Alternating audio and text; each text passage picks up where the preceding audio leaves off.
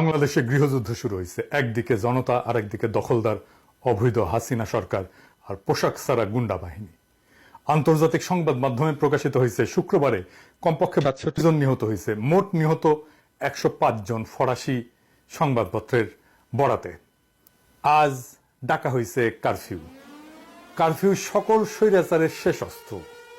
কাউয়া বলছে, কাউয়া কাউয়া, ওই যে কাউয়া কাউয়া, এডিটর সাহেব কাউয়ার সাউন্ড দেন, জোরে দেন, আরো জোরে দেন। হয়েছে। কাউয়া কইছে যে দেখা মাত্র নাকি গুলি করা হবে, তো করা তো হবেই। এরশাদ পড়ার আগেও কারফিউ জারি করেছিল। আমি তখন ছাত্র ছিলাম, ওই আন্দোলনের একজন নেতা ছিলাম ছোটখাটো। তো কারফিউ ভেঙ্গেই আমরা রাজপথে নামছিলাম। আমি নামতে পারিনি, কারণ আমাকে মাইরে সুতাই দিছিল, আমার পাটা ভেঙে দিছিল। আমি তখন পয়লা বেড়াচ্ছি, বাট আমার সহযোদ্ধারা রাস্তায় নামছিল।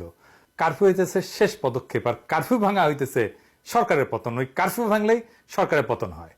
বাংলাদেশের সব আর্মিও যদি কারফিউ এনফোর্স করতে নামে, তাইলে এক এক শহরে ৫০০-র বেশি আর্মি দিতে পারবে না।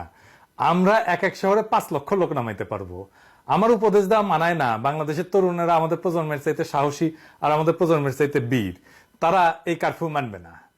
সেনাবাহিনীর সদস্যদের কইতেছি, আপনাদের অফিসারেরা যখন ওই যে পিলখানায় অসহায়ভাবে মৃত্যুবরণ করতেছিল, আপনাদের ডেকেছিল, আপনাদের যাইতে দেওয়া হয় নাই। পিলখানার অফিসারদের সাহায্যে কি বেসামরিক প্রশাসন আসছিল? আসে নাই। পুলিশ আসছিল? আসে নাই। পুলিশের উপরে জনগণের ক্ষোভ কেন আপনারা জানেন না? কেন পুলিশ মার খাচ্ছে?